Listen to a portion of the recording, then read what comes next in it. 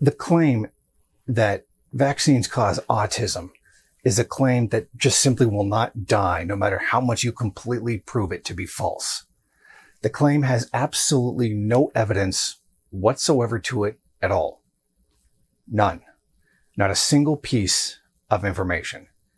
Yet, this fact is discarded by those who want to believe that there is a link between the two. But a question remains. Why are they so adamant about it? But first, where does all this come from? This is a prime example of scientific fraud, an act of deception or misrepresentation of one's own work which violates these ethical standards. It can take the form of plagiarism, falsification of data, and irresponsible authorship. This all began when a now former doctor named Andrew Wakefield published a study claiming to link the MMR vaccine, that's measles, mumps, and rubella, to cases of autism. Wakefield and his 12 colleagues carried out a case series published in The Lancet in 1998 claiming to link autism to vaccines. The case series was a complete fraud. As one paper put it, Wakefield and his colleagues produced nonsense, which suggested that the measles, mumps, and rubella MMR vaccine may predispose to behavioral regression and pervasive developmental disorder in children. Despite the small sample size, that being only 12 children, the uncontrolled design, and the speculative nature of the conclusions, the paper received wide publicity. The MMR vaccine rates then dropped because parents were concerned about the risk of autism after vaccination, and that no causal link was established between the MMR vaccine and autism, as the data were insufficient. Since then, there have been innumerable studies showing that indeed there is no link between autism and vaccines.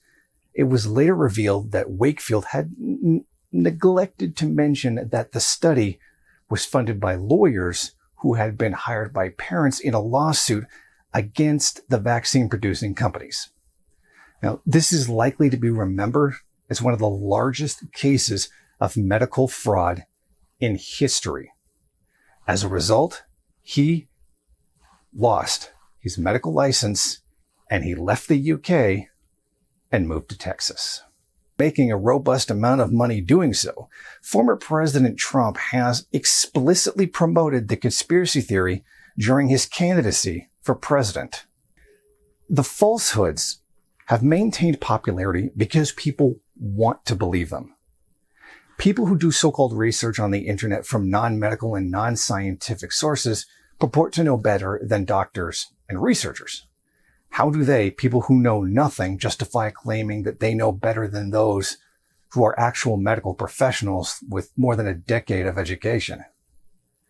This is only made plausible in their minds via an alleged conspiracy.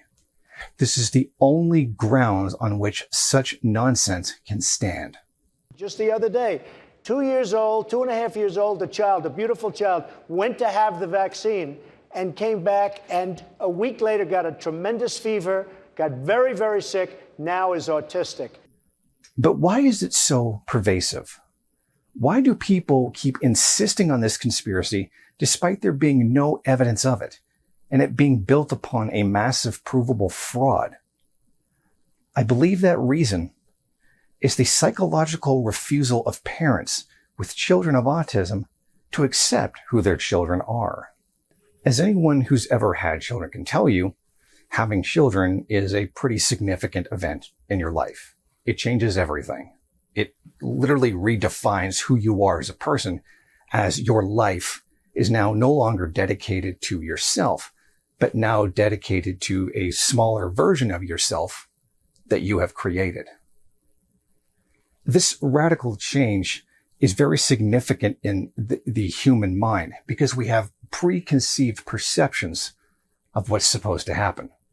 Now, there's no getting around these perceptions because we're always going to have them, because there are always going to be representations of its existence in reality, not just in media, but in real life when we see people interacting with their children.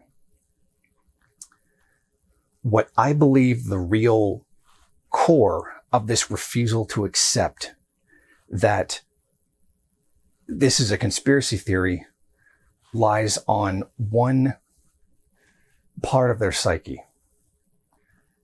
A refusal to acknowledge that this child with autism is theirs.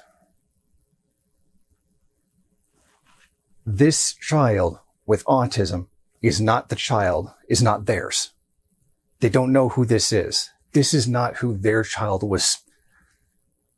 This is not them. This is the result of something else. There's no way their child could be this autistic person. It must be the fault of something else. This is not what I was promised. This is not what I was told that what having children was going to be like.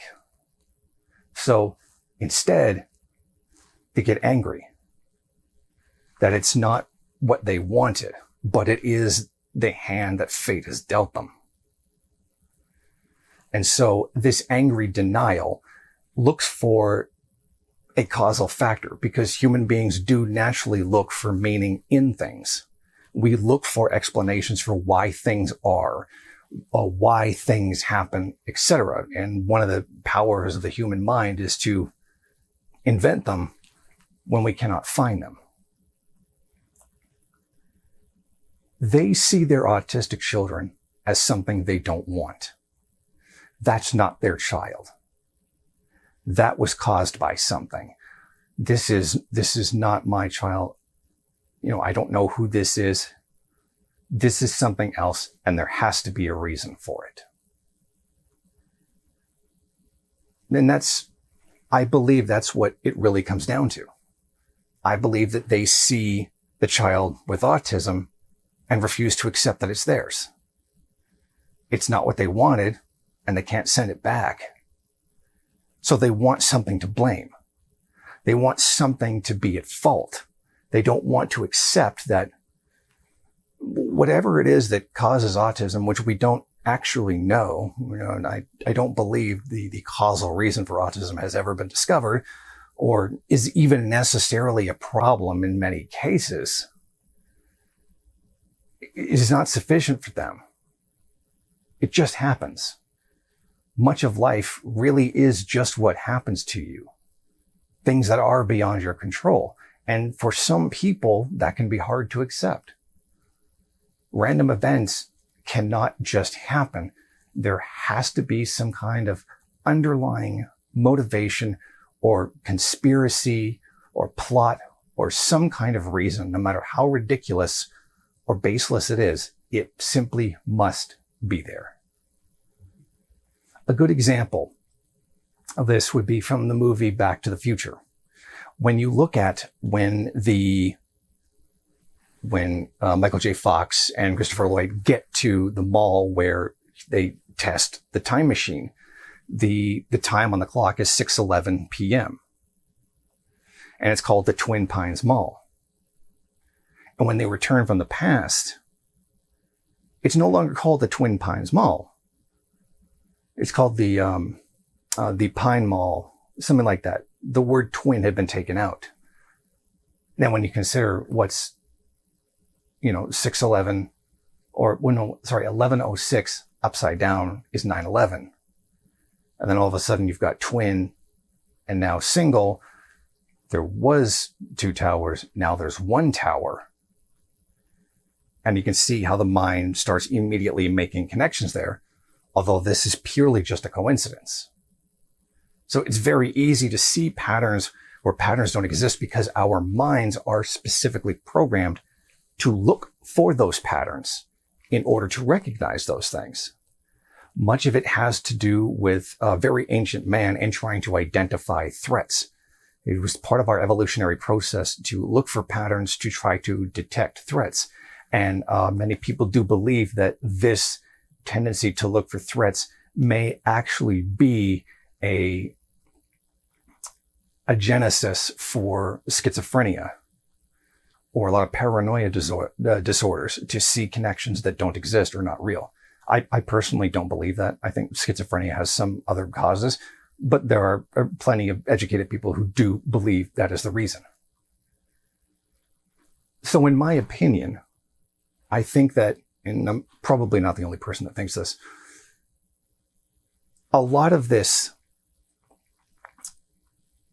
autism vaccine conspiracy perpetuation done by parents of children who have autism is almost a kind of ableism, because they're not willing to accept who their child is. That cannot be them. That's not them. That's a disease talking. That's an injustice that has been done to my child and me sitting there, not my real child. And I think that angry denial that that's who the person is really the basis for the propensity, at least among parents of autistic children, to continue to insist there's some kind of conspiracy.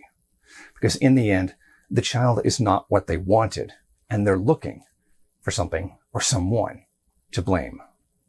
Thank you for watching. If you like this program, then please head over to my Patreon page and set up a monthly donation. It's your donations that keep this program running. Also, if you would like, please rate, comment, subscribe, and share in various social media.